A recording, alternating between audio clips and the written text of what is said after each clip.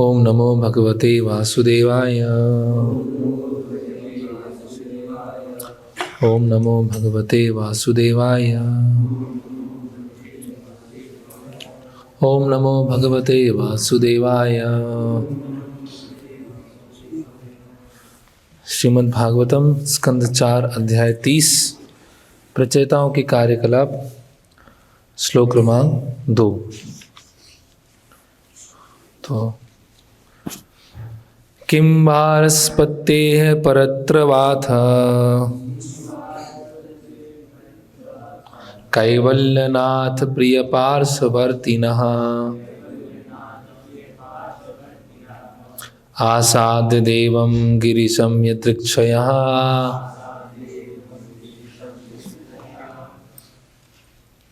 प्रापुः परं नूनमथ प्रचेतसाः। अनुवाद एवं तात्पर्य। कृष्ण कृपा मूर्ति अभय चरणारविंद भक्तिवेदांत स्वामी श्रील प्रभुपाद जी के द्वारा। हे वारस्पत्य, राजा बरिष्ठ के पुत्रों ने, जिन्हें प्रचेता कहते हैं, उन्होंने भगवान शिव जी से भेंट करने के बाद क्या प्राप्त किया, जो मोक्षदाता भगवान को अत्यंत प्रिय हैं। वे वैकुंठ लोक तो गए ही, किंतु इसके अतिरिक्त उन्होंने इस जीवन में अथवा अन्य जीवनों में इस संसार में क्या प्राप्त किया। तात्पर्य, इस लोक में अथवा अन्य लोकों में, इसी जीवन में अथवा अगले जीवन में सभी तरह के भौतिक सुख प्राप्त होते हैं। जीव इस भौतिक ब्रह्मांड में अनेक योनियों एवं अनेक लोकों में घूमता रहता है। जीवन काल में प्राप्त होने वाले सुख तथा दुख इह कहलाते हैं और अगले जीवन में प्राप्त होने वाले सुख दुख परत्र कहलाते हैं। वस्तुतः श्री महादेव शिव इस भौतिक जगत के महान देवता हैं। सामान्यतः जड़ साधारण को दिए जाने वाले उनके आशीर्वादों का अर्थ होता है भौतिक सुख। इस जगत की अधिष्ठात्री देवी दुर्गा भगवान महादेव अथवा गिरीश के अधीन रहती हैं। अतः भगवान महादेव किसी को भी किसी तरह का भौतिक सुख प्रदान कर सकते हैं। सामान्यतः लोग भौतिक सुख प्राप्त करने की इच्छा से भगवान गिरीश के भक्त बनना पसंद करते हैं, किंतु प्रचेताओं की तो भाग्यवश महादेव जी से भेंट हुई थी। भगवान महादेव ने उन्हें भगवान की पूजा करने का उपदेश दिया और स्वयं भी भगवान की स्तुति की, जैसा कि पिछले श्लोक में कहा गया है। शिव जी द्वारा की गई विष्णु की स्तुति रुद्र गीत के उच्चारण मात्र से प्रचेतागण वैकुंठ को चले गए। कभी कभी भक्तगण भौतिक सुख भी भोगना चाहते हैं, फलतः भक्त के वैकुंठ लोक में प्रवेश करने के पूर्व भगवान उसे भौतिक सुख भोगने का अवसर प्रदान करते हैं। कभी कभी भक्त को जनलोक, महरलोक, तपोलोक, सिद्धलोक इत्यादि जैसे लोक में भेज दिया जाता है, किंतु जो शुद्ध भक्त है उसे किसी प्रकार के भौतिक सुख की इच्छा नहीं रहती। फलतः शुद्ध भक्त को सीधे वैकुंठ लोक भेजा जाता है, जिसे यहाँ पर परम कहा गया है। इस श्लोक में विदुर बृहस्पति के शिष्य मैत्रेय से प्रचेताओं की विभिन्न सिद्धियों के विषय में पूछते हैं। ओम ज्ञानतिमिरन्धस्य ज्ञानञ्जनं शलाकया चक्षुरुन्मिलितं येन तस्मै श्री गुरुवे नमः। श्री चैतन्य मनोभीष्टं स्थापितं येन भूतले स्वयं रूप कदा मह्यं ददाति स्वपदान्तिकं। वन्देऽहं श्रीगुरो श्रीयुतपदकमलं श्रीगुरून् वैष्णवांश्च श्रीरूपं साग्रजातं सहगण रघुनाथान्वितं सजीवं साद्वैतं सावधूतं परिजनसहितं कृष्ण चैतन्य देवं श्रीराधा कृष्णपादान् सहगण ललिता श्रीविशाखान्वितांश्च। नमो विष्णुपादाय कृष्णपृष्ठाय भूतले श्रीमते भक्तिवेदांत स्वामिनिति नामने। नमस्ते सारस्वते देवे गौरवाणी प्रचारणे निर्विशेष शून्यवादी पाश्चात्य देशे तारणे। जय श्री कृष्ण चैतन्य प्रभु नित्यानंद श्री अद्वैत गदाधर शिवासादि गौर भक्त वृंद। हरे कृष्णा कृष्ण कृष्ण हरे हरे राम राम राम हरे हरे। हरे कृष्णा। तो कल हम चर्चा कर रहे थे किस तरह से भक्ति योग में लगा हुआ साधक जो हम सब हैं, क्या अलग अलग अनर्थ हैं, क्या अलग अलग कारण हैं जिससे भक्ति के रास्ते को हम छोड़कर जा सकते हैं। या पास्ट में भी अन्य अलग अलग साधक भक्ति के रास्ते को छोड़कर गए हैं। तो जैसे कि हमने देखा था कि शिष्टाष्टकम के दूसरे श्लोक के टिप्पणी में भक्ति विनोद ठाकुर 4 चीज़ों के बारे में बताते हैं। असत तृष्णा, तत्व विभ्रम, हृदय दौर्बल्य और अपराध। ये 4 वस्तुएं हैं जिससे हमें भगवान के नाम के प्रति रुचि विकसित नहीं हो पाती है ना। तो असत तृष्णा मतलब जो असत चीज़ें हैं, टेम्परेरी चीज़ हैं, उनके प्रति तृष्णा होना।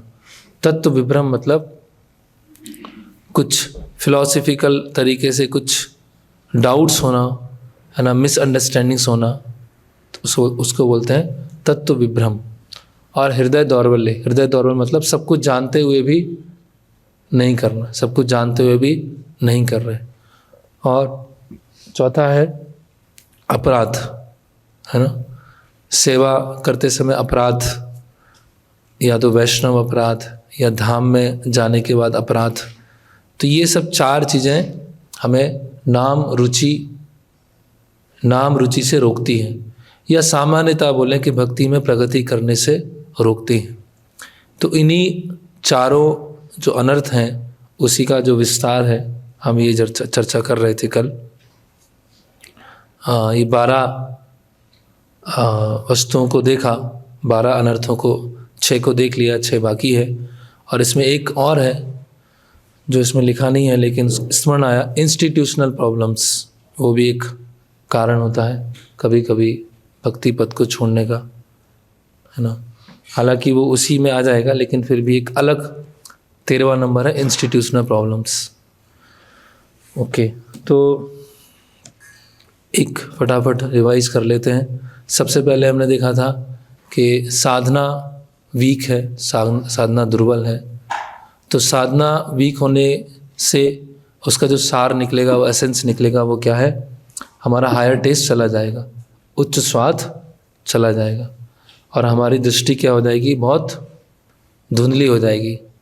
प्रवृत्तिम चा निवृत्तिम चा, सही क्या है गलत क्या है उसमें हम भेद नहीं कर पाएंगे। भक्ति क्या है, मिश्रित भक्ति क्या है, अभक्ति क्या है, वो सब मिक्स जैसा हो जाएगा।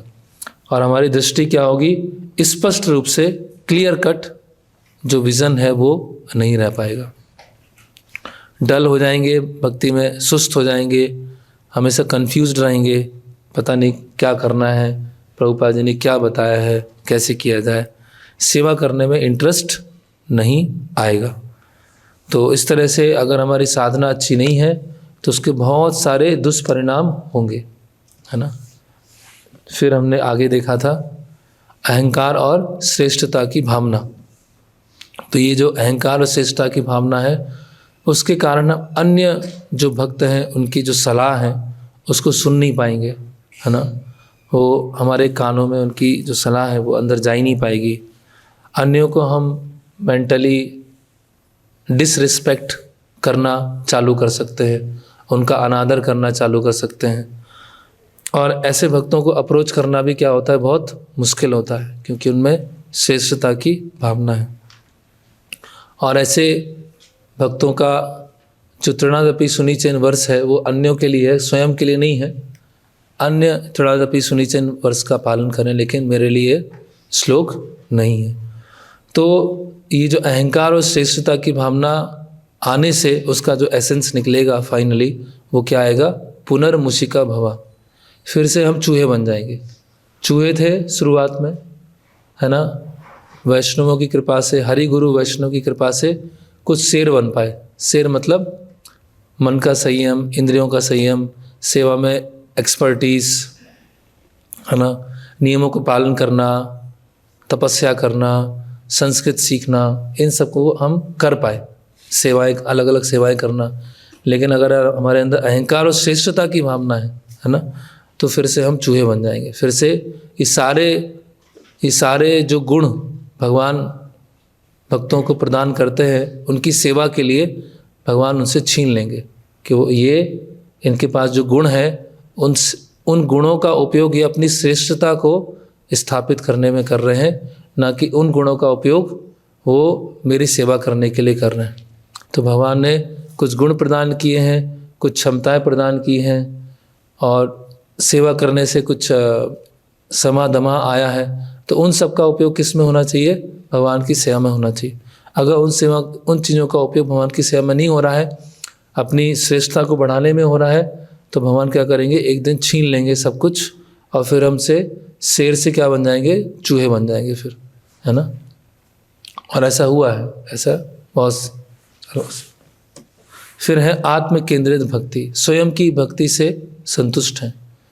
तो कम से कम जो भी हम सेवा कर रहे हैं, कोई, है ना, चाहे वो गृहस्थ भक्त हो, ब्रह्मचारी हो, माताएं हो, जो भी जिस स्तर पर भक्ति कर रहे हैं, वो एटलीस्ट ये सोच के चलना चाहिए कि कहाँ मैं मिशन को कंट्रीब्यूट कर रहा हूँ।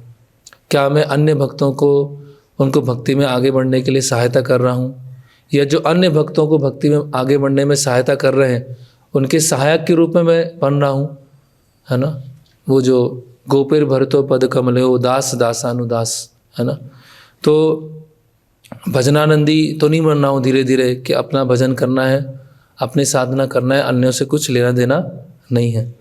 और बेसिकली उनको मिशन की इतनी अंडरस्टैंडिंग भी नहीं होती है, पूरा जो प्रभुपाद का मिशन है उसकी भी अंडरस्टैंडिंग नहीं होती, इसीलिए उनके अंदर शिथिलता की भावना आ जाती है ना। जैसे जब भक्ति की शुरुआत में होते हैं तो उत्साह होता है, हर चीज़ करने की इच्छा होती है, लेकिन बाद में कॉम्प्लेसेंसी क्यों हो जाती है? क्योंकि हम उद्देश्य सही लेके नहीं निकले। हम उद्देश्य क्या लेके निकले हैं? सात्विक जीवन, मन की शांति, अच्छा संग, अच्छा प्रसाद, अच्छा थोड़ा, है ना, अन्यों से थोड़ा सा हट के एक समाज है, तो वो हमें अभी मिल गया। मानसिक शांति भी मिल चुकी है हमको, सात्विक जीवन भी हो चुका है, साफ सुथरा आदतें भी हो गई हैं, तो लगता है कि अब हो गया, बस अब तो पहुंच गए, जहाँ पहुंचना था वहाँ पहुंच गए। लेकिन कृष्ण प्रेम अभी बहुत दूर है ना। जो प्रेमा भक्ति डेवलप करना है वो अभी बहुत दूर है। तो अभी जिस स्थिति में पहुँचे हैं और जिस स्थिति में कृष्ण प्रेम है उसमें बहुत सारी अभी सीढ़ियाँ बाकी हैं। तो फिर है, हमने देखा था जटिल मानसिकता, सिंप्लिसिटी नहीं है, सरलता का अभाव है ना। तो सरलता का अभाव है मतलब अपने जो व्यवहार है उसमें स्पष्टता नहीं है ना, उसमें कुछ न कुछ कपट है। कपट मतलब कुछ न कुछ चीज़ों को छुपाना, या ज़रूरत पड़े तो झूठ बोल देना, या चीज़ों को गलत तरह से प्रस्तुत करना। तो ये, क्योंकि ये सब क्या है, ये जो कपट होता है वो एक तरह से क्या होती है? डिफेंसिव मैकेनिज्म होती है। कपट जो होता है, डिफेंसिव मैकेनिज्म क्या बोलेंगे हिंदी में? बचाओ। ये कवच होता है। कपट क्या होता है? कवच होता है जो हमारे मिथ्या अहंकार को बचाने में हमको सहायता करता है। क्योंकि जैसे हम हैं वैसा अगर सबको पता चल जाए, या कुछ लोगों को ही पता चल जाए, तो क्या हो जाएगा? बहुत समस्या हो जाएगी। तो इसीलिए है ना, सरल करिया मन, है ना, एकदम, क्योंकि भगवान तो सब देख ही रहे हैं, भगवान सब देख ही रहे हैं, है ना। और जो गुरु हैं, सबको नहीं तो कम से कम जिनसे हम शिक्षा लेते हैं, जिनसे हम गाइडेंस लेते हैं, तो जो हमारी समस्याएं हैं, जो हमारे अंदर पूरा अनर्थ कूट कूट के भरे हुए, कम से कम उनके सामने बताएं। सबको बताने की ज़रूरत नहीं है, कम से कम कुछ भक्तों को तो पता होना चाहिए कि क्या समस्या चल रही है। उसको छुपाने के बजाय, कवर अप करने के बजाय, गलत तरह से प्रस्तुत करने के बजाय, तो वो क्या होगा? कोई फिर हमको गाइड नहीं कर पाएगा, है ना, कोई हमको सलाह दे नहीं पाएंगे। तो इस तरह से, और वैष्णव का सबसे पहला जो क्वालिटी है वो क्या है? सरलता, वो है सिंप्लिसिटी। फिर हमने देखा था कि स्वास्थ्य, है ना, भक्ति विनोद ठाकुर एक क्रम बताते हैं, स्वास्थ्य, साधना और सेवा। इस क्रम में एक साधक को अपने जीवन में चलना चाहिए। स्वास्थ्य अच्छा होना चाहिए। अच्छा मतलब ऐसा नहीं कि अब पूरा हलवा पकौड़े सबको कि मुझे स्वास्थ्य अच्छा करना है ना, एक जिस सेवा कर सके, है ना। और उसके बाद साधना, उसके बाद सेवा, ये 3 क्रम है जो श्रील भक्तिविनोद ठाकुर बताते हैं। तो अगर हम अभी उसमें हमें ये भी देखना है, कभी कभी किन्हीं डॉक्टर के पास में जाते हैं, वो पूछते हैं कि आप कितने बजे उठते हैं सुबह, तो उनको बोलते हैं 4 बजे। 4 बजे, 4 बजे कोई उठता है? इसलिए तो बीमार पड़ रहे हैं आप। आराम से 6 बजे उठिए, है ना। भगवान भी तो इस तरह से वो, तो ऐसा नहीं कि फिर स्वास्थ्य के लिए जो भक्ति के नियम है, जो बेसिक नियम है, क्योंकि चर्चा किया गया था स्वास्थ्य अच्छा रखना है इसलिए मैं 7 बजे उठता हूँ, इसका मतलब ये नहीं है।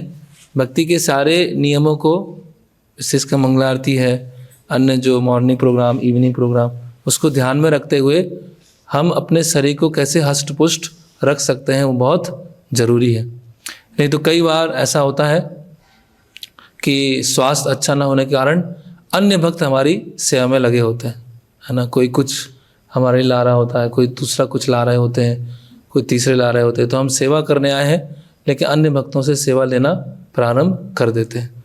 और दूसरा ये कि लंबे समय तक स्वास्थ्य अच्छा नहीं होगा तो फिर, है ना, वो चेतना को मेंटेन कर पाना, है ना, कृष्णा कॉन्शियस जो चेतना है उसको मेंटेन कर पाना क्या हो जाता है, बहुत मुश्किल हो जाता है। लेकिन जो शुद्ध भक्त हैं, बहुत उन्नत स्तर पर हैं, उनके लिए मैटर नहीं करेगा।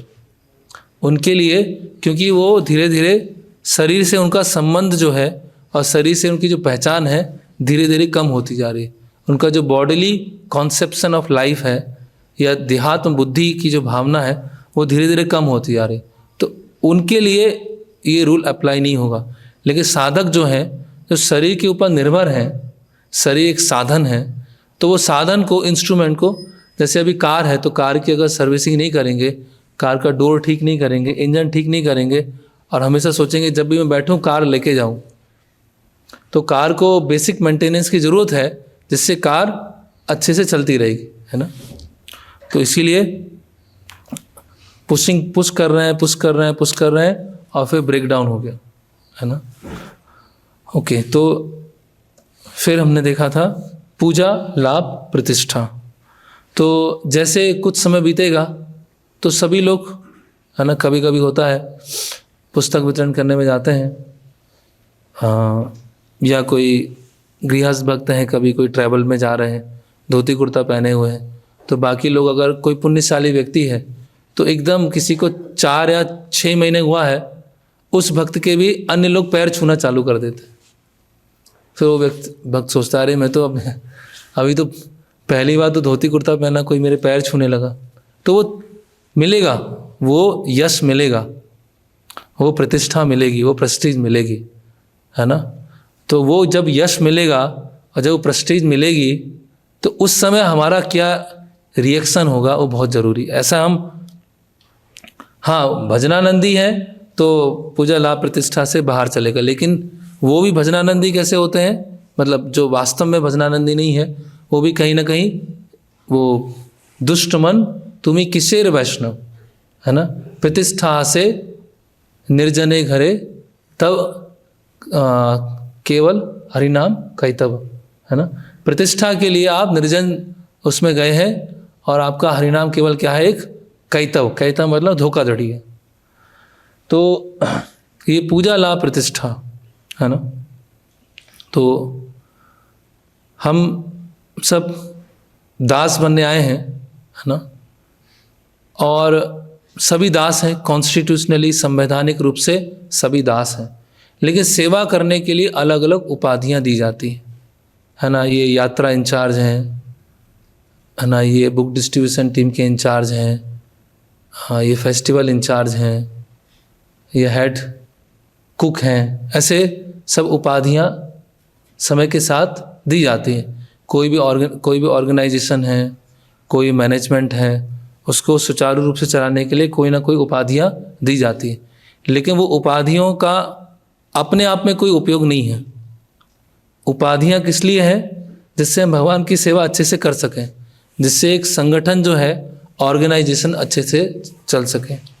तो जब हम उन उपाधियों से अपने आप को पहचानने लगते हैं, है ना, मैं सीनियर भक्त हूँ, है ना, और मैं इस डिपार्टमेंट का हेड हूँ, या मुझे ये बनाया गया है, तो वो अगर उपाधियों से हमने अपने आप को पहचानना चालू कर दिया तो फिर क्या हो जाएगा, हमारी सेवा में पूजा लाभ प्रतिष्ठा का दूषण आ जाएगा, अशुद्धि आ जाएगी। भगवान को क्या चाहिए, अल्टीमेटली भगवान को क्या चाहिए, हमारा शुद्ध हृदय। और उस हृदय में अगर पूजा लाभ प्रतिष्ठा की भावना है तो भगवान उसको ग्रहण बिल्कुल भी नहीं करेंगे, है ना। तो इसीलिए हम सेवा किस लिए कर रहे हैं, स्वयं के लिए कर रहे हैं, भगवान के लिए कर रहे हैं, वैष्णव की प्रसन्नता के लिए कर रहे हैं, ये हमें बार बार स्वयं से पूछना चाहिए। और पूजा लाभ प्रतिष्ठा को, जैसे कल एक प्रश्न आया था बाद में कि पूजा लाभ प्रतिष्ठा आती है तो उसको भगवान को कैसे ट्रांसफ़र करेंगे, है ना।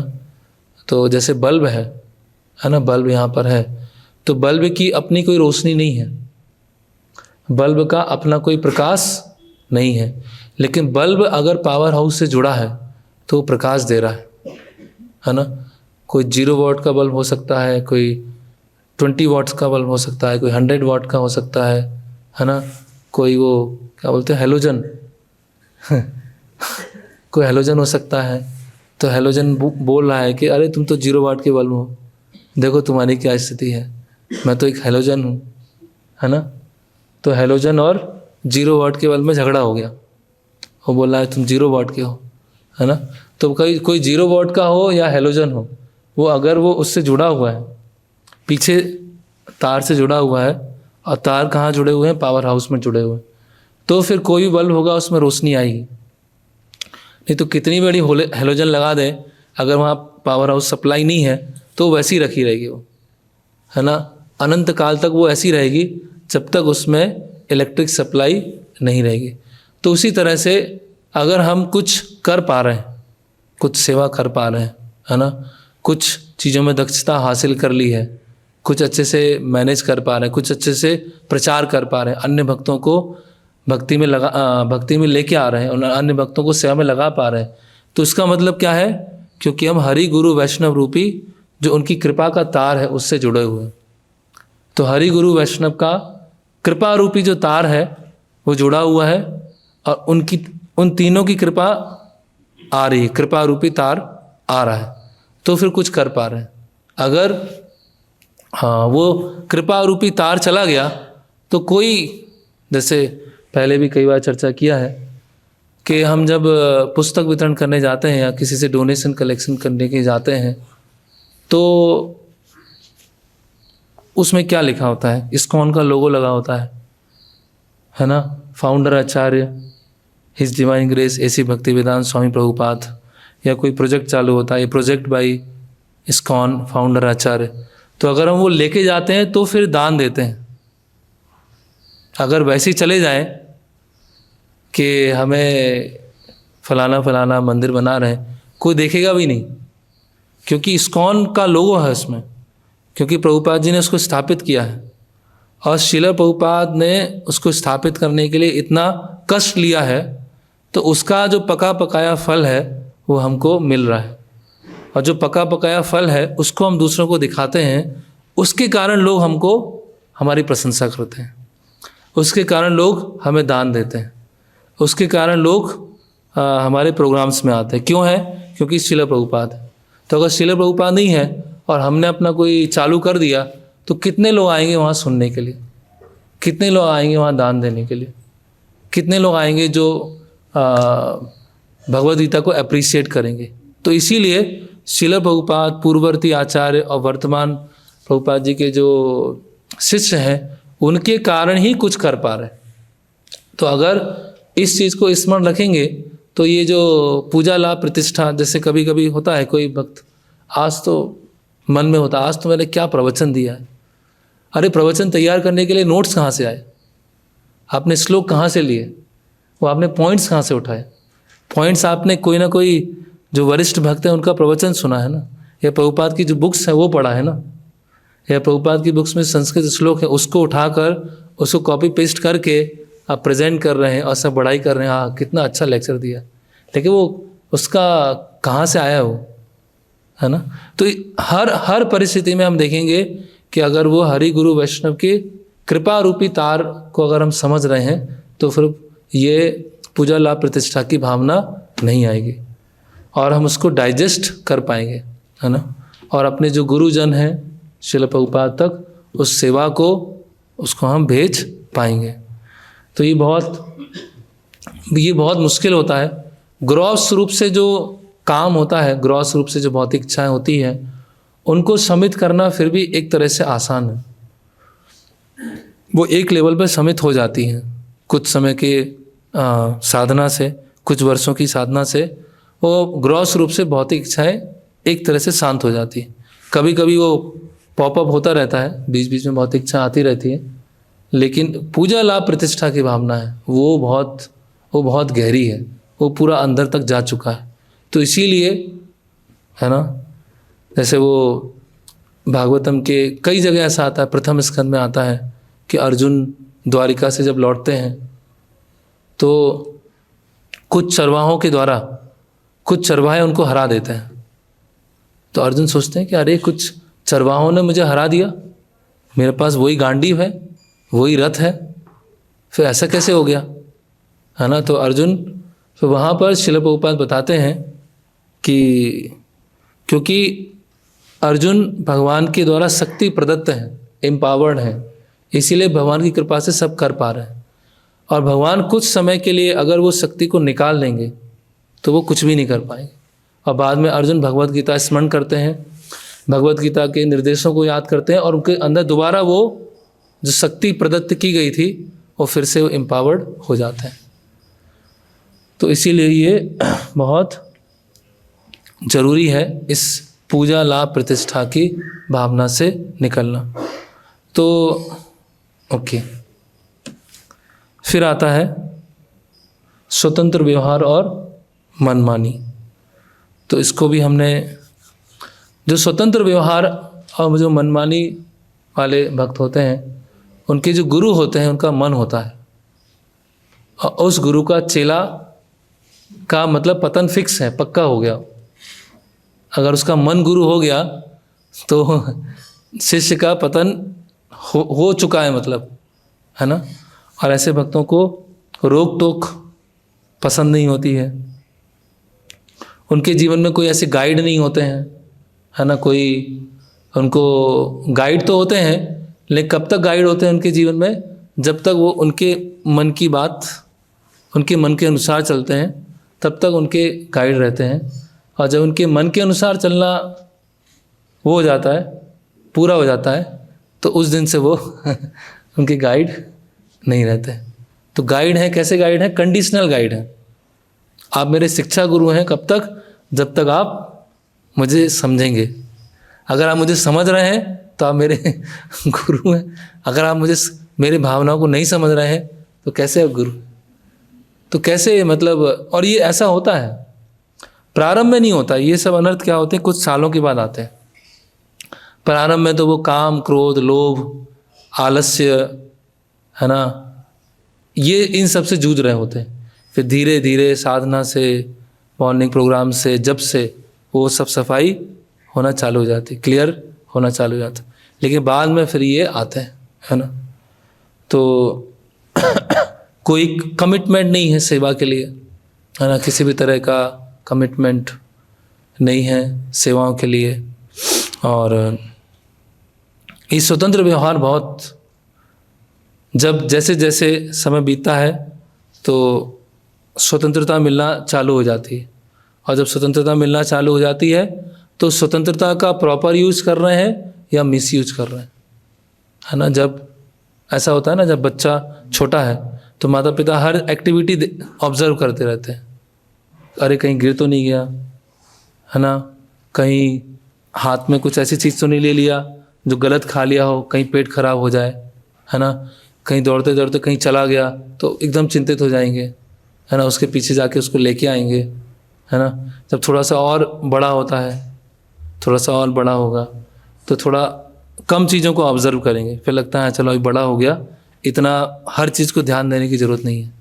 जब थोड़ा और बड़ा हो गया तो फिर देखते हैं कि हाँ पढ़ाई कर रहा है कि नहीं कर रहा है, कॉलेज जा रहा है ना, सुबह सही उठ रहा है कि नहीं उठ रहा है। फिर जब और बड़ा हो गया तो और फ्रीडम दे दिया, जब और बड़ा हो गया पूरी फ्रीडम दे दिया, क्योंकि अब क्या हो गया, ट्रस्ट बन गया, विश्वास बन गया, पिता का पुत्र पर विश्वास बन गया कि अभी ट्रस्ट से चल रहा है चीज़, अभी हर चीज़ को देखते रहने की ज़रूरत नहीं है ना। तो उसी तरह से भक्ति में क्या होता है, शुरुआत में जब प्रारंभ के समय में हर एक्टिविटी को भक्त लोग ऑब्जर्व करते हैं, हमें सिखाते हैं, ऐसे कीजिए, ये ऐसे कीजिए, ये ऐसे मत कीजिए, जब ऐसे कीजिए, हर चीज़। फिर थोड़े और समय होता है, सेवा में समय पर आइए, सेवा ये कीजिए, फिर धीरे धीरे सेवा मिलना चालू हो जाती है, फिर हम दूसरों को सेवा में लगाना चालू कर देते हैं। फिर एक समय ऐसा आता है कि कोई हमसे इतना पूछता नहीं है, कभी कभी 15 दिन में, 1 महीने में पूछ लिया क्या सेवा चल रही है। फिर उस समय फिर टेस्टिंग का टाइम आ जाता है कि अब फ्रीडम मिल गई है, उस फ्रीडम का प्रॉपरली यूज कर रहे हैं या उसका मिसयूज कर रहे हैं, और मनमानी कर रहे हैं या मन मना भव मत भक्तो वो कर रहे हैं। तो इस तरह से ये स्वतंत्र व्यवहार और मनमानी। ओके, अब नेक्स्ट आगे बढ़ते हैं। अकेलापन, है ना, भक्तों के साथ में कोई संबंध नहीं है। तो ऐसा होता है कि 100 भक्तों के साथ में है, लेकिन एक भक्त से भी गहरा संबंध नहीं है। यात्रा में कितने भक्त जा रहे हैं, प्रभु जी 200 भक्त यात्रा में जा रहे हैं, लेकिन कोई भक्त ऐसा नहीं है जिससे हम थोड़ा खुल के बात कर सकें, है ना हृदय की चीज़ों को एक्सचेंज कर सकें। तो क्या है, 200 लोगों के बीच में अकेले हैं, पूरी भीड़ में अकेले घूम रहे हैं। तो ऐसा होता है कि क्योंकि कुछ ना कुछ चीज़ें हैं जो हमें भक्तों के साथ संबंध बनाने से रोक रही हैं। हमारी स्वयं की बद्धता जो हमें संबंध बनाने से रोक रही है, हमारी अपरिपक्वता या हमारी मिथ्या अहंकार, है ना। तो ऐसे कई चीज़ें हैं जो हमें भक्तों से मित्रता, फ्रेंडशिप होना चाहिए, एक रिलेशनशिप होना चाहिए, फ्रेंडली रिलेशनशिप होना चाहिए। अगर फ्रेंडली रिलेशनशिप नहीं है तो जब हम भक्ति से थोड़ा च्युत होंगे तो वो ही फ्रेंड हमको पकड़ के लेके आएंगे।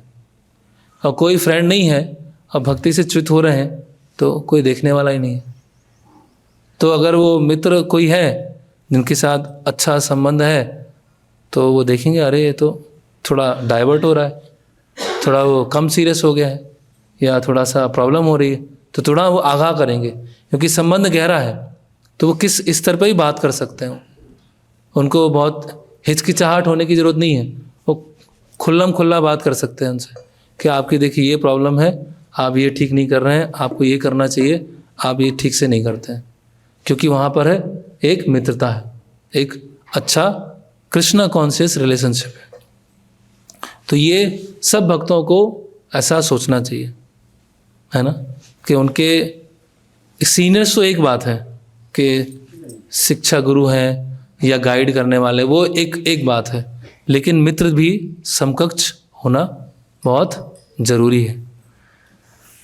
एक सीनियर से अलग संबंध होता है, समकक्ष से एक अलग संबंध होता है, और जो बाद में आए हैं भक्ति में उनसे एक अलग संबंध होता है।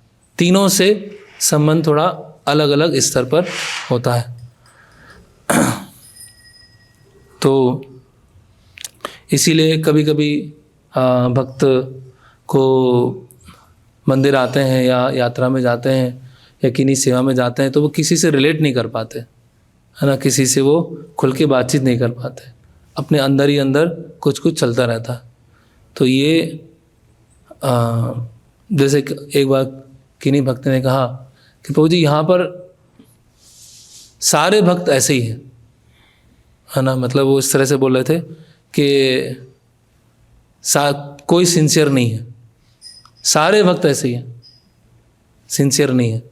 तो या तो सारे भक्त इनसिंसियर हैं या आप एक्स्ट्रा ऑर्डिनरी सिंसियर हैं, या तो ये है, या आपकी दृष्टिकोण में समस्या है, आपको कोई सिंसियर भक्त दिख ही नहीं रहे जिनसे आप कुछ डिस्कशन कर सकें, कुछ है ना, मच्चित्ता मदगता प्राणा बोधयंता परस्परम कथयंतस्य माम नित्या तुष्यंती चा रमंती चा। कोई ऐसे भक्त मिल ही नहीं रहे हैं जिससे ये श्लोक को हम अप्लाई कर सकें, है ना, भागवत चर्चा कर सकें। तो या तो सब में प्रॉब्लम है या फिर आप में प्रॉब्लम है ना। तो सब में तो प्रॉब्लम होना थोड़ा सा मुश्किल है, आप में प्रॉब्लम है वो शायद पक्का है। तो इसी तरह से कभी कभी भक्त लोग फिर चले जाते हैं, है ना, फिर हाँ ठीक है जन्माष्टमी में आ जाते हैं, साल में एक बार तो आ ही जाते हैं भगवान को दर्शन देने के लिए, या गौर पूर्णिमा पे आ जाते हैं, नए साल पे आ गए, है ना। तो धीरे धीरे धीरे, क्योंकि भक्ति में जैसे वो पहले भी कई बार बताया है, गोकुल चंद प्रभु का एग्जाम्पल, गोकुल चंद प्रभु परम पूज्य भक्ति विकास महाराज उनके साथ में थे और ड्राइविंग कर रहे थे, कार ड्राइव कर रहे थे, महाराज पास की सीट में बैठे हुए थे। तो गोकुल चंद प्रभु बोलते हैं कि गुरु महाराज राधा कृष्ण लीला और गोलोक वृंदावन है, उनके बारे में जब सुनता हूँ, उनके बारे में पढ़ता हूँ, तो मुझे तो लगता है कि मेरा कोई चांस है ही नहीं, मेरा कोई अवसर है ही नहीं कि वहाँ कभी पहुँच पाऊँगा। वो कितने परम शुद्ध, कितना उच्च स्तर का है, और कब मैं वहाँ पहुँच पाऊँगा कोई चांस ही नहीं है, और कई जन्मों के बाद ही पहुँच जाऊँगा तो कोई चांस नहीं है। तो महाराज बोले फिर गोकुल चंद बोले कि जब गौर लीला पढ़ता हूँ, चैतन्य महाप्रभु के बारे में पढ़ता हूँ, तो लगता है कि उधर भी कुछ हो ही नहीं सकता है, कुछ नहीं हो सकता है। कितने कितने महान भक्त, हरिदास ठाकुर हैं, सनातन गोस्वामी हैं, है ना, जगदानंद पंडित है, रामानंद राय हैं, तो कितने महान पार्षद हैं चैतन्य महाप्रभु के। तो वहाँ भी पहुँचना इम्पॉसिबल है, असंभव है, जा ही नहीं सकते। तो महाराज बोले फिर वो बोलते हैं कि इतना है कि प्रभुपाद के प्रति और जिन भक्तों के साथ मैं सेवा कर रहा हूँ उनके साथ थोड़ा सा एक आसक्ति हुई है, उनके साथ अटैचमेंट है, प्रभुपाद के प्रति और जिन भक्तों के साथ मैं सेवा कर रहा हूँ उनसे अटैचमेंट है।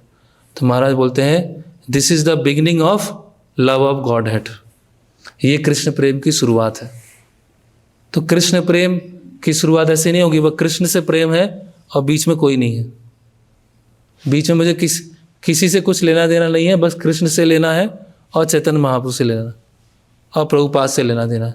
उन सब से लेना देना है जो हमें करेक्ट नहीं करेंगे, और जैसे ही किसी ने करेक्ट करना चालू कर दिया उनसे लेना देना बंद हो जाएगा, उनसे फिर संबंध, तो हर किसी से संबंध है, सारे 33 करोड़ देवी देवता से संबंध है, कृष्ण से संबंध है, चैतन्य महाप्रभु से संबंध है, लेकिन अपने आसपास रहने वाले भक्तों से कोई संबंध नहीं, या जो हमको करेक्ट करते हैं, जो हमें सही गलत बताते हैं, उनसे संबंध नहीं है, बाकी सबसे संबंध है ना। जैसे कई बार भक्त लोग बोलते हैं मेरा तो बस गुरु महाराज से डायरेक्ट संबंध है, कुछ लोग बोलते हैं मेरा प्रभुपाद से डायरेक्ट संबंध है, कुछ बोलते हैं मेरा गुरु महाराज से संबंध, और किसी से मुझे कुछ लेना देना नहीं है। तो ये क्या है, ये एक तरह की कनिष्ठता है, एक तरह की ये कनिष्ठ मानसिकता है कि हम भक्तों के साथ संबंध बना नहीं पा रहे। तो ये कोई पढ़ेंगे इसको, कोई भक्त जोर से थोड़ा। Sometimes our devotees may feel lonely, even if living with several nice devotees. They just can't seem to relate to anyone intimately. Sometimes devotees even get married, mainly because they are seeking sympathy and close companionship. The ability to relate properly with devotees will certainly hamper our advancement in Krishna consciousness. तो भक्तों के साथ अगर हम असक्षम हैं proper तरीके से बातचीत करने में, तो ये हमारी भक्ति प्रगति को भी हैम्पर कर सकता है, रोक सकता है। Okay. And to overcome such problems, we may consult Sri Rupa Goswami, Nectar of Instruction, text in which he explains. कौन सा श्लोक है ये?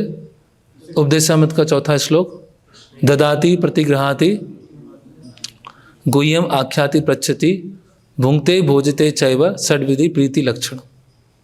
तो भुंक्ते भोजते चैव तो अच्छे से होता रहता है, लेकिन गुह्यम आख्याति पृच्छति नहीं हो पाता। फिर आगे क्या बोल रहे हैं? Yes. Krishna consciousness is a tried and tested process. It works. So if we experience loneliness, we simply have to make the endeavor to open up to other devotees and share Krishna consciousness with them in the manner prescribed by the Goswami. तो अगर कोई कृष्ण भक्ति में अकेला अनुभव कर रहा है तो अन्य भक्तों के साथ पास में जाएं और अपने हृदय को खोलें, है ना?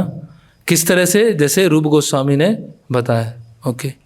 A devotee who is humble from his heart, who expects nothing and desires nothing but the mere service of the Vaishnavas, will certainly have no problems relating to others. Yes, कितना महत्वपूर्ण बता रहे हैं। ये बहुत अच्छा लाइन है। Yes. If somehow or other we can establish even one or two deep friendships within this movement, that will be a great help to keep us fixed on the path throughout our lives. इप्स तो क्या बता रहे हैं? ये ब्रह्मचर्य book है, उससे है ये। तो एक या दो गहरे मित्रता वाले संबंध अगर इस मूवमेंट में हम किन्हीं से बना पाए तो ये हमारी बहुत बड़ी सहायता हो जाएगी पूरे जीवन भर अपने आप को फिक्स्ड अप रखने के लिए, भक्ति में स्थिर रखने के लिए। अगर एक या दो भक्तों से गहरा संबंध हो जाएगा इस आंदोलन में तो पूरे जीवन भर एक बहुत बड़ी ग्रेट हेल्प, क्या लिख रहे हैं महाराज? एक ग्रेट हेल्प।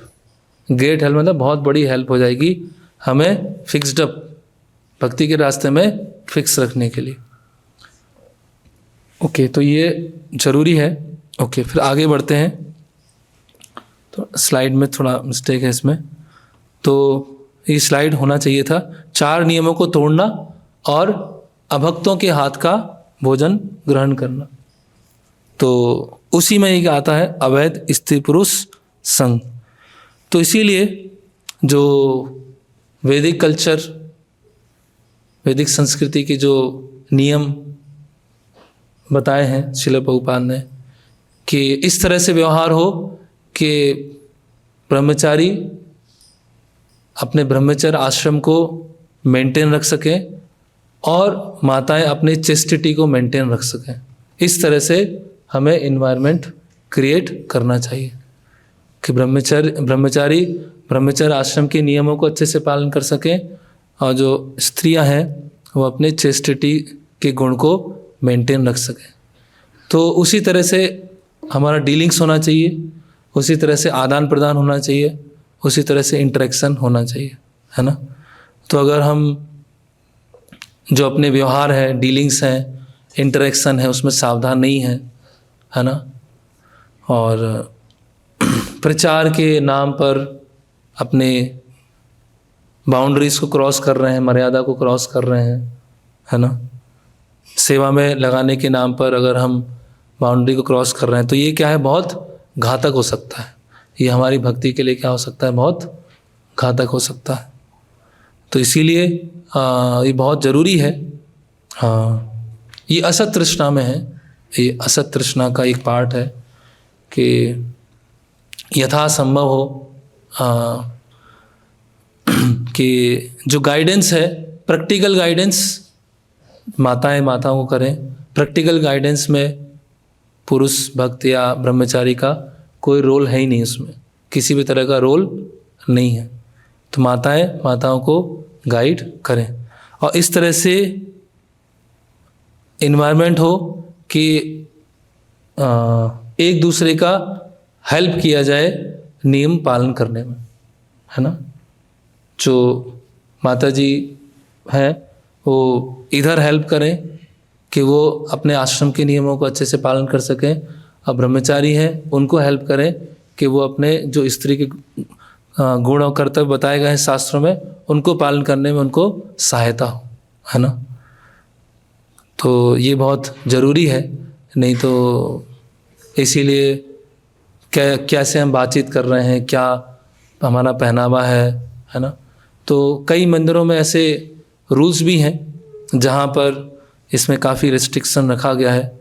तो अभी अपना जो कैंपस है छोटा है, तो अभी सारे रूल्स एक साथ लाना थोड़ा मुश्किल है, लेकिन फिर भी हमें, है ना, जैसे एक रूल मैंने पढ़ा था कि कोई ब्रह्मचारी कहीं से जा रहे हैं, तो जब वो चले गए तो कोई आए भक्त, उन्होंने उनके जहाँ पैर रखे थे उसकी चरण रज उठा के रख लिया, तो उन्होंने उसको मना, पूरा रेस्ट्रिक्ट किया था कि ये ऐसा बिल्कुल भी कैंपस में नहीं होना चाहिए, जो कि बहुत अच्छा है। ऐसा हो रहा होगा, ऐसा हो रहा होगा, इसीलिए वो रूल लेके आए। तो इसी तरह से बहुत कई चीज़ें हैं, कई स्थूल नियम हैं, कई सूक्ष्म नियम हैं, तो वो सब पालन करने की आवश्यकता है। नहीं तो हमारी जो आध्यात्मिक शक्ति है, स्पिरिचुअल एनर्जी है, वो शक होती जाएगी, वो खिंचती जाएगी, और फिर क्या हो जाएगा, हम भक्ति में क्या हो जाएंगे, दुर्बल हो जाएंगे। भक्ति में धीरे धीरे हम दुर्बल हो जाएंगे। फिर 4 नियम को तोड़ना, है ना। तो जैसे एक बार किसी व्यक्ति ने, एक साधारण व्यक्ति ने श्रील भक्ति सिद्धांत सरस्वती ठाकुर से बोला कि आपके जो सन्यासी हैं या जो सीरियस गृहस्थ भक्त हैं, वो इस तरह से पूछते हैं कि उनकी जो धार है वो थोड़ी कमज़ोर हो गई है, उनकी जो धार है थोड़ा कमज़ोर हो गया है, तो ऐसा क्यों? तो बोलते हैं, भक्ति सिद्धांत महाराज बोलते हैं कि अगर किसी के पेट में कीड़े हैं, अगर वो भोजन करता है तो भोजन उसको नहीं लग रहा है, कीड़े खा जा रहे हैं। तो अगर कोई भक्ति पथ पर है और अपने अनर्थों को पोषित कर रहा है, नियमों को पालन नहीं कर रहा है, तो भक्ति सब कर रहा है, वो जप भी कर रहा है, रीडिंग भी कर रहा है, यात्रा भी जा रहा है, सब कर रहा है, लेकिन सारी भक्ति उसके अनर्थ ले जा रही है, उसका कोई विकास नहीं हो पा रहा, उसका खुद का डेवलपमेंट नहीं हो पा, अनर्थ ही सारे खा जा रहे हैं सारी उसको। तो इसीलिए 4 नियमों को कड़ाई से पालन करना, और है ना, वो है क्या श्लोक, जो विषयी अन्न खाइला मलिन होय मन, मलिन होय मन ना होए कृष्णेर स्मरण, कि विषयी लोगों के हाथ का अगर हम भोजन ग्रहण करेंगे तो मन क्या हो जाएगा, मलिन हो जाएगा, और मलिन मन में क्या होगा, फिर कृष्ण का स्मरण नहीं हो पाएगा। तो इसीलिए वो भी हम ध्यान रखें कि केवल भगवान के सामने रख कर मंत्र पढ़ने से प्रसाद नहीं हो जाता है, कि इन्होंने बनाया है, किस चेतना में बना है। चेतना तो हम नहीं देख पाएंगे, लेकिन एटलीस्ट किन्होंने बनाया है, क्या वो नियमों का पालन कर रहे हैं या नहीं कर रहे हैं। अगर वो नियमों का पालन नहीं कर रहे हैं, अभक्त हैं, और उनके हाथ का अगर लंबे समय तक हम लेंगे तो क्या हो जाएगा, बहुत समस्या हो जाएगा। तो ये भी एक महत्वपूर्ण है और बहुत बड़ी समस्या भी है कि कभी कभी हम जो प्रसाद, कई बार होता है ट्रैवलिंग में जाते हैं या किसी स्थान पर जाते हैं तो सामान्यतः कई जगह प्रसाद मिल जाता है, और कई जगह ऐसा होता है कि प्रसाद मिलता है लेकिन बहुत बड़ा डाउट होता है कि ये वास्तव में प्रसाद है या नहीं है, ये बनाया किन्होंने। तो कई जगह पता है, पक्का है कि हाँ भक्तों के द्वारा मंदिर से यहाँ से आया है, लेकिन कई जगह बहुत मुश्किल हो जाता है ना। तो वो प्रतीत ऐसे ही होगा कि प्रसाद है, लेकिन हो सकता बाहर जो कैटरर्स हैं, हलवाई हैं, उन्होंने बनाया है और उसमें केवल ब्रांड इस्कॉन है, तो फिर क्या हो जाएगा, वो विषयी अन्न खाइला मलिन होय मन। तो इसमें क्या होना चाहिए, बहुत सावधानी रखना चाहिए, है ना। और जितना समय हो जाए, कभी कभी ऐसा कॉन्सेप्ट आता है कि अगर कभी कभी वरिष्ठ भक्त अगर अभक्तों के हाथ का ले लेंगे तो उनको नुकसान नहीं होगा, उनको भी नुकसान होगा, उनको भी बहुत नुकसान होगा, है ना, क्योंकि वो चेतना के ऊपर बहुत प्रभाव करेगा। फिर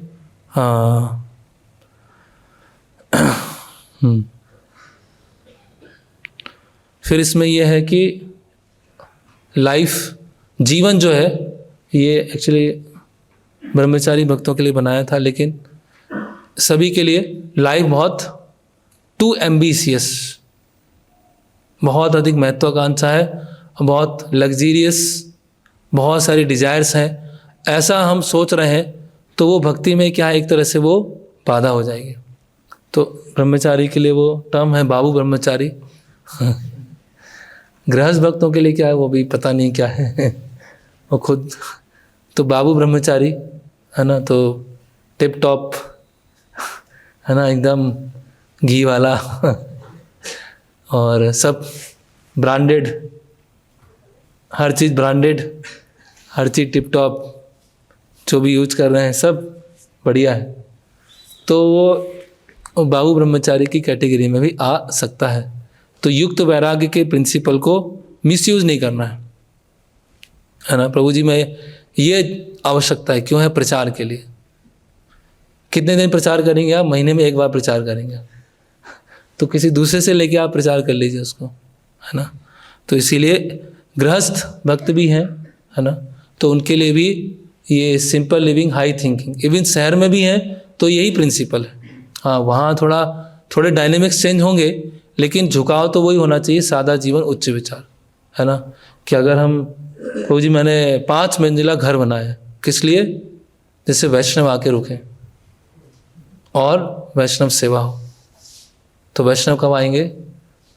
रथ यात्रा में आएंगे, जन्माष्टमी में आएंगे। बस रथ यात्रा में 2 दिन के लिए आएंगे, जन्माष्टमी में 5 दिन के लिए आएंगे। तो 365 दिन में 7 दिन वैष्णव सेवा होगी, और बाकी दिन क्या होगा? बाकी दिन उसका क्या होगा? तो इसीलिए युक्त वैराग्य के प्रिंसिपल को मिसयूज हमें नहीं करना चाहिए, है ना। वो क्या है, श्लोक क्या है प्रभु? युक्त कैसे स्टार्ट होता है संस्कृत में? युक्त वैराग्य अनासक्त विषयान यथारम उपयुंजता। हाँ, निर्बंध कृष्ण संबंधे युक्त वैराग्य उच्यते। निर्बंध कृष्ण संबंध, निर्बंध मतलब हम उसको भोग के लिए उपयोग नहीं करेंगे, कृष्ण संबंध है मतलब कृष्ण की सेवा के लिए। निर्बंध कृष्ण संबंध है, निर्बंध भी है और संबंध भी है, हमसे निर्बंध है और कृष्ण से संबंधित है। तो इसीलिए ये बहुत महत्वपूर्ण है। ये सब ने स्टोरी तो सुना है, फैमिली फॉर गीता, तो उसको बताने की आवश्यकता नहीं है। तो इस तरह से चाहे वो गृहस्थ भक्त हो, चाहे ब्रह्मचारी भक्त हो, अगर कुछ ऐसा कार्य कर रहे हैं तो उसमें ध्यान रखें कितना भगवान की सेवा में लगने वाला है और खुद हमारे उसके लिए लगने वाला।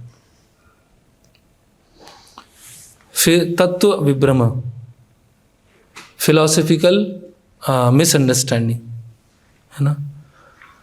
तो ये सबसे घातक होती है ना। अभी जितना भी हमने चर्चा किया वो भी सब बड़े बड़े अनर्थ हैं, लेकिन ये क्या है, ये एक साथ बहुत लोगों को लेके चला जाता है ना। जैसे कभी कभी हम अपने इस्कॉन वृंदावन में जाएंगे, पीछे के गेट से निकलेंगे गौशाला की तरफ, तो कभी वहाँ स्टॉल लगा रहता है कार्तिक में, Prabhupada original books, Srila Prabhupada original books. तो हम सोचेंगे अरे हम तो अंदर मंदिर में थे, वहाँ भी बुक स्टॉल था, यहाँ भी बुक स्टॉल, यहाँ ओरिजिनल बुक्स है, तो वो कौन सी अंदर वाली बुक्स कौन सी है?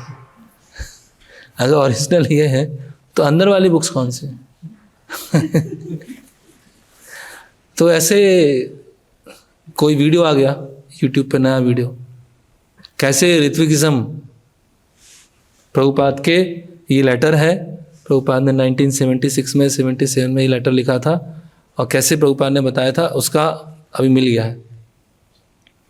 तो वो पढ़ना चालू करेंगे, फिर डाउट आ जाएगा अरे मैं सही जगह जुड़ा हूँ नहीं जुड़ा हूँ, प्रभुपाद की क्या इच्छा थी और मैं जो कर रहा हूँ सही है नहीं है। ऐसे आजकल फिर कर्म योग है तो उसको भक्ति योग बताया, ज्ञान योग है तो उसको भक्ति योग बताया, है ना। फिर वो बुद्धि योग है तो उसको भक्ति योग बता रहे हैं, अष्टांग योग है तो भक्ति योग बता रहे हैं। नाम है Bhagavad Gita as it is, और जहाँ जो शब्द मिलता है वहाँ सब जगह भक्ति योग। तो ऐसे कैसे एज इट इज है वो, ऐसे कैसे एज इट इज बुक हो गई? तो ऐसे ही बहुत सारे वीडियोस हैं, है ना। और भक्त लोग कभी क्या होता है कि वो यूट्यूब पे जो वीडियो देख रहे हैं तो फिर वो हमारी स्क्रीन पे आ जाता है कि इस्कॉन में देखो ये इस्कॉन की जो बुक्स हैं वो एज इट इज़ है या नहीं है। तो ये बहुत गहरे डाउट है, बहुत ज़बरदस्त डाउट है, ये पूरी भक्ति को, श्रद्धा को ही हिला देते हैं। बाकी जो तो क्या है, अहंकार है तो किसी ने समझा दिया, ठीक हो गया, प्रसाद नहीं ले रहे हैं, किसी ने समझा दिया, डांट दिया, वो ठीक हो गया। लेकिन ये अगर मन में चला गया तो पूरा जो श्रद्धा का नींव है वो ही हिल जाएगा, है ना। तो कोई किसी ने बोला अरे आपके 13वां अध्याय है तो वहाँ भी भक्ति योग।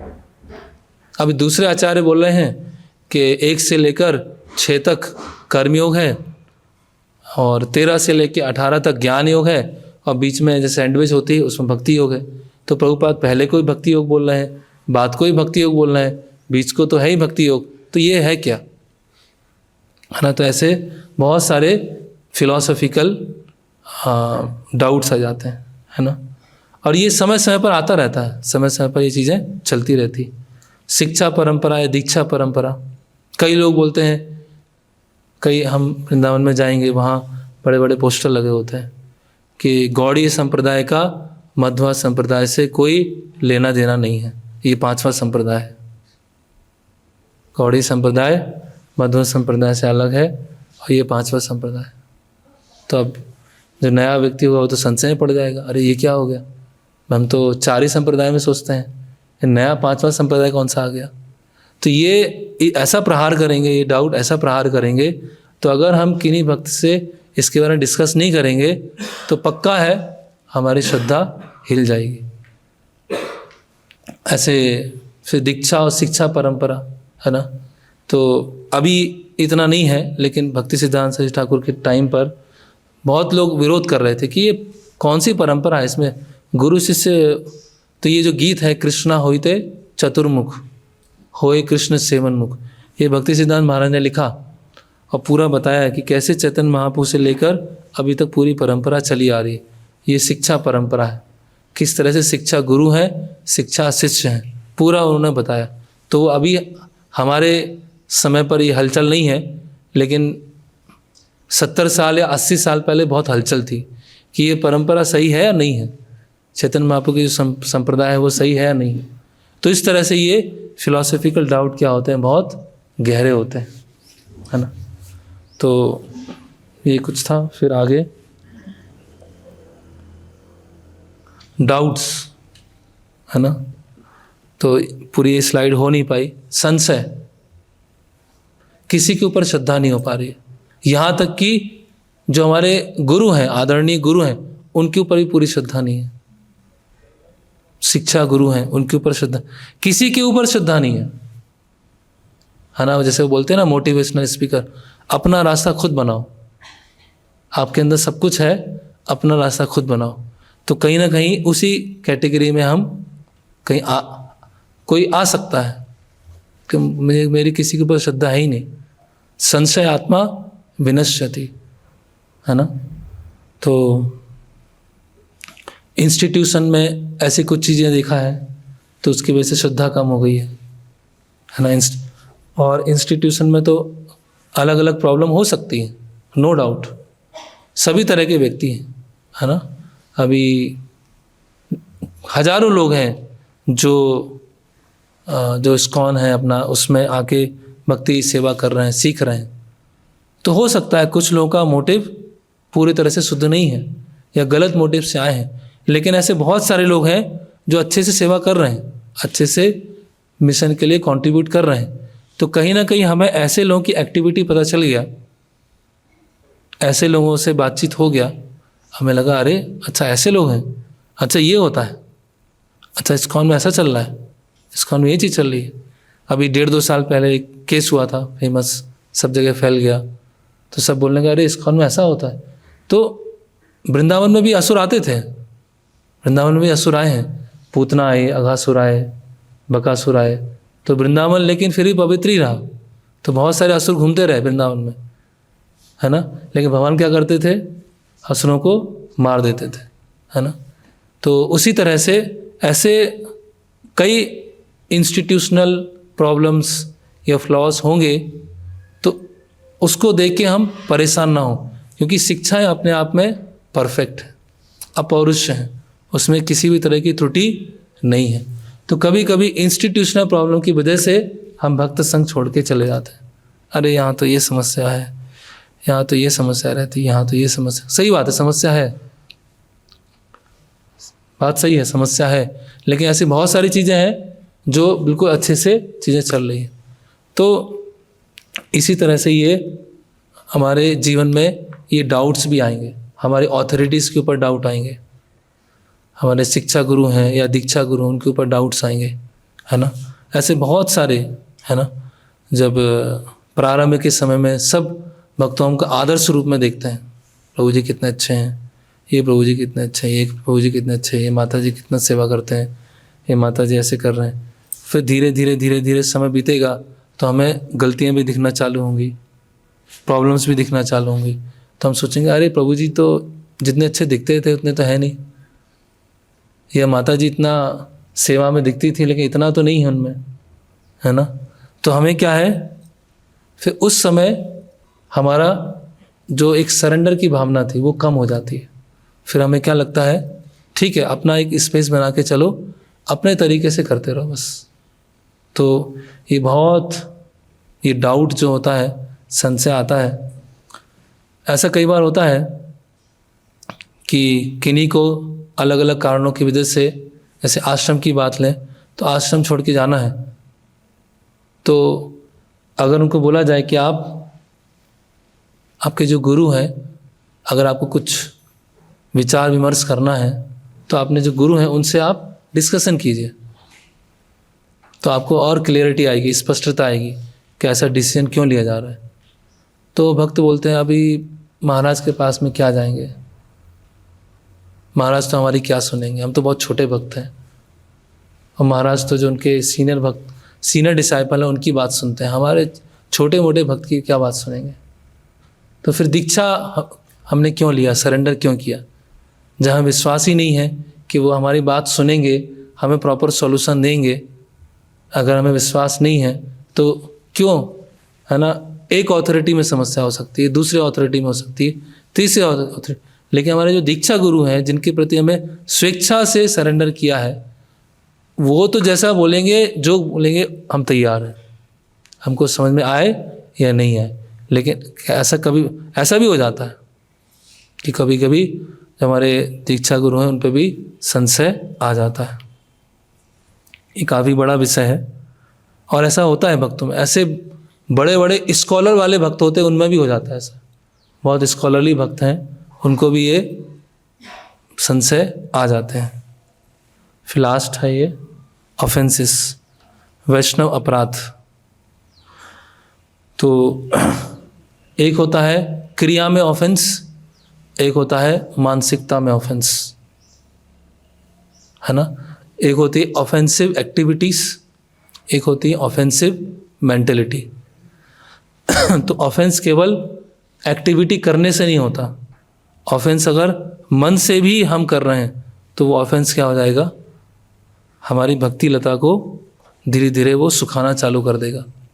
तो मन से भी ऑफेंस होता है और एक्टिविटीज़ में तो अपराध हो ही सकता है। तो भक्तों के प्रति द्वेष होना, प्रजल्प करना, निंदा करना, अन्य भक्तों की सेवाओं को ना देख पाना, या अन्य भक्त अच्छे से सेवा कर रहे हैं तो उसके प्रति द्वेष की भावना विकसित होना, है ना। और ऐसे बहुत, है ना, बहुत ये वैष्णव अपराध क्या है, बहुत महत्वपूर्ण, हाथी माता की तरह है, पागल हाथी की तरह, है ना। तो इतना मेहनत करके, इतना परिश्रम करके सुंदर गार्डन बनाया जिसमें बस फूल आने वाले हैं, गुलाब आने वाला है, और उस फूल और गुलाब को तोड़ के भगवान को अर्पित करने वाले हैं, उसी समय हाथी आ गया और हाथी ने क्या किया, पूरे गार्डन को छिन्न भिन्न कर दिया। तो इसीलिए भक्तों के प्रति द्वेष रखना, द्वेष को दूसरा नाम है जलन होना, है ना। होता है, जलन तो होता ही है अगर कोई भक्त, और ये जलन की जो भावना होती है, द्वेष की भावना होती है, समकक्षों में थोड़ा अधिक होती है। जो हमसे सीनियर हैं उनके प्रति तो बहुत आदर सम्मान होता है, प्रभु जी बहुत सीनियर हैं, है ना। जो हमसे बाद में आए होते हैं उनके प्रति भी द्वेष नहीं होता। द्वेष होता है जो बराबर वाले होते हैं, जो टक्कर वाले होते हैं, जो एक दूसरे को टक्कर दे सकते हैं, उनमें द्वेष होता है, समकक्षों में द्वेष होता है। एक भक्त एक सेवा कर रहे हैं, दूसरे भक्त भी वही सेवा कर रहे हैं, और दोनों जब साथ में आ जाएंगे तो ऐसा टक्कर होगा कि पूरे वैष्णव समाज में उसकी आवाज़ सुनाई देगी। इतनी तेज बर्तन खटकेगा कि सब लोग उसको सुन पाएंगे। तो और फिर अनअधिकृत निंदा करना, जिस चीज़ में हमारा अधिकार नहीं है उसमें हम निंदा कर रहे हैं, या बस मजाक के लिए, अरे देखा उस भक्त का क्या हो गया, बहुत बनते थे वो भक्त, देखो अब क्या हो गया।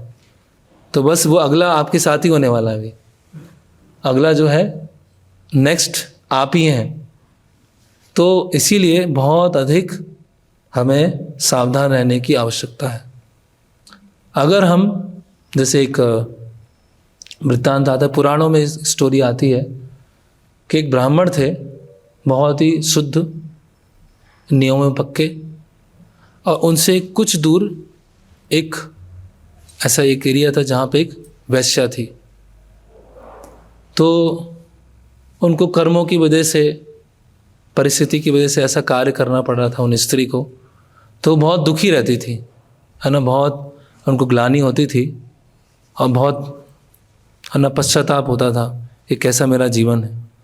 और वो जो ब्राह्मण हैं, जो ब्राह्मण वहाँ पे सेवा करते थे, मंदिर जाते थे, उनकी वो बहुत, उनके लिए वैश्या के हृदय में बहुत आदर सम्मान की भावना थी। कितने अच्छे ब्राह्मण हैं, कितने अच्छे भक्त हैं, नियमों का पालन करते हैं, प्रतिदिन देवालय मंदिर जाते हैं, बहुत प्रशंसा की भावना थी। और जो ब्राह्मण थे उनको उस वैश्या के प्रति बहुत घृणा थी, कैसी स्त्री है, कितनी बेकार है, क्या काम है, मुझे देखो मैं ब्राह्मण परिवार में हूँ, इतना प्योर हूँ, है ना, सेवा करता हूँ, सब कुछ है। तो जो ब्राह्मण हालांकि सारे नियमों को सब पालन कर रहे थे, लेकिन उनको उस स्त्री के प्रति क्या थी, बहुत घृणा, द्वेष जैसा था। तो उसमें आता है कि जब विष्णुदूत आते हैं तो जो वैश्या है उनको भगवत धाम लेके जाते हैं, और जो ब्राह्मण है उनको वहीं छोड़ के चले जाते हैं। तो सब विचार करते हैं कि ऐसे कैसे हो गया, वैश्या भगवत धाम चली गई, अब ब्राह्मण इधर ही रह गया। तो बोलते हैं क्योंकि वैश्या ने, जो ब्राह्मण है मतलब भक्त हैं, उनके अच्छे गुणों को प्रशंसा किया, उनके अच्छे गुणों का सम्मान किया, उनके अच्छे गुणों के प्रति आदर सम्मान की भावना व्यक्त की। तो उस आदर सम्मान की भावना रखने से वो भगवत धाम चली गई। तो हो सकता है कि किसी में गलती हो, सब में गलती हो सकता है कि है ही सब में गलती, तो किसी में गलती हो, लेकिन उस गलती को हम किस तरह से पॉइंट आउट कर रहे हैं, किस तरह से हम दिखा रहे हैं। एक हो सकता है कि हम उन भक्त में कैसे इम्प्रूवमेंट करें, कैसे अच्छे से वो सेवा कर पाएँ, कैसे वो अनर्थ से निकल पाएँ, और एक को ऐसे इस तरह से हम इंगित कर रहे हैं किसी के गलती को कि हमारे मन में क्या आ गया, भावना, द्वेष की भावना आ गई। तो मैं कितना अच्छा हूँ, ये कैसा भक्त है देखो, है ना, गलती सबको देखी। और दूसरा एक परिपक्व भक्त है, उनको भी गलती दिख रही है, और एक जो शुरुआत वाले भक्त है उनको भी गलती, दोनों को गलती दिख रही है ना। तो जैसे कोई बच्चा है, छोटा बच्चा है, गलती करता है, तो माता पिता कैसे देखते हैं, अरे बच्चा है, सीख जाएगा। और उसी का कॉम्पिटिटर बच्चा होगा, वो कैसे देखेगा उस गलती को, वो कैसे देखेगा, अरे देखो क्या कर लिया इसने, पानी फैला दिया, देखो दूध फैला दिया, अभी मैं शिकायत करता हूँ, मम्मी पापा के पास जाके शिकायत करता हूँ। तो बच्चा है, वो उसको बहुत बड़ा बना देगा, लेकिन माता पिता क्या करेंगे, अरे छोटा है बच्चा, समय के साथ सीख जाएगा। तो उसी तरह से किस तरह से हम गलतियों को देख रहे हैं और किस तरह से सामने वाले की गलती को सुधारने में उसकी मदद कर रहे हैं, है ना, या हम किस तरह से उसको बस पकड़ लिया, पकड़ के ऐसा, है ना, इस तरह से किया कि बेचारा वो भक्त कभी अपने अनर्थ से वो निकल ही नहीं पाया। तो ये ऑफेंस बहुत हाथी माता के समान, है ना। तो हमें बहुत सतर्क रहना चाहिए भक्तों के है ना, साधु संग सर्वशास्त्र कहे। साधु संग से बहुत तेजी से प्रगति हो सकती है। वैष्णव अपराध सबसे बड़ा बताया गया है, करेक्ट। सभी अपराधों में वैष्णव अपराध सभी, इसीलिए वैष्णव संग सबसे ऊपर बताया गया भक्ति के अंगों में, क्योंकि वैष्णव संग सबसे ऊपर है, इसीलिए उनके प्रति अपराध सबसे गंभीर है ना। तो इससे भी हम धीरे धीरे भक्ति के पथ से हमारा छूटने के चांस होते हैं। तो ये कुछ पॉइंट्स थे जो समझ में आए। फिर इंस्टीट्यूशन का ऑलरेडी कवर हो गया है कि इंस्टीट्यूशनल प्रॉब्लम्स ऐसे कई होती हैं, तो करेक्ट रहती हैं, है ना, बहुत सारी अलग अलग समस्याएं होती हैं। तो इंस्टीट्यूशनल क्या है, एक नेसेसरी इविल है। भक्ति सिद्धांत महाराज क्या बोलते हैं, नेसेसरी इविल। जैसे मान लीजिए, पहले भी हमने चर्चा किया है कि श्रील प्रभुपाद ने इंस्टीट्यूशन बनाया, है ना, उसको रजिस्टर किया, international society for Krishna consciousness, अलग अलग सेंटर्स बनाए। अभी आज एक पर्टिकुलर शहर में कोई सेंटर है तो कम से कम वहाँ जाके दर्शन करेंगे, जप करेंगे, बुक लेंगे तो हमारी भक्ति की शुरुआत हो जाएगी। फिर धीरे धीरे धीरे हम उस इंस्टीट्यूशन के माध्यम से, भक्तों के माध्यम से और आगे बढ़ेंगे। अगर वो इंस्टीट्यूशन जैसा कुछ हो ही नहीं, सब अपने अपने भक्त, जैसे कोई हिमालय में भक्ति कर रहा है, कोई वृंदावन भक्ति कर रहा है, कोई भोपाल में 3-4 लोग हैं अपने अपने स्थान में भक्ति कर रहे हैं, कोई अगर कोई ढांचा नहीं है, कोई स्ट्रक्चर नहीं है, तो कैसे नए लोगों को आने का मौका मिलेगा, या कैसे हमको ही भक्ति में सेवा करने का मौका मिले, क्योंकि सब अपने अपने घर पे कर रहे हैं। जो विरक्त हैं, सन्यासी हैं, वो तीर्थ स्थानों में कर रहे हैं, जो गृहस्थ हैं वो अपने घर पे कर रहे हैं। अभी कोई इंस्टीट्यूशन तो है ही नहीं जहाँ पर सब नियमित रूप से मंगला आरती आए, दर्शन आरती आए, क्लास में आए, सेवा में लगे, क्योंकि इंस्टीट्यूशन होता है तो समस्या होती है। तो समस्या होगी, लेकिन इंस्टीट्यूशन के बहुत फायदे हैं। मध्वाचार्य ने भी 8 मठ बनाए, 8, है ना, कैसे उडुपी कृष्ण की सेवा होती है। भक्ति सिद्धांत महाराज ने भी गौड़ी मठ बनाए, वहाँ भी समस्याएं हुई। तो समस्याएं तो होंगी, लेकिन इंस्टीट्यूशन में रहकर हम प्रॉपरली अच्छे भक्तों के, गुरु के मार्गनिर्देशन में हैं, तो समस्याएं होते हुए भी हम उसको, वहाँ से हम निकल जाएंगे। और अगर हम ऐसी स्थिति में हैं कि समस्याओं को सुलझाने की स्थिति में है, तो सुलझाने का प्रयास करेंगे। तो इसीलिए इंस्टीट्यूशन में भी समस्याएं हो सकती हैं, लेकिन शिक्षाएं हमेशा प्योर हैं, शिक्षा हमेशा सही है। तो ये कुछ पॉइंट्स थे, और हर एक पॉइंट को काफ़ी विस्तार से डिस्कस किया जा सकता है, लेकिन यहाँ विराम लेते हैं। हरे कृष्णा कृष्णा कृष्णा हरे हरे, हरे राम राम राम हरे हरे।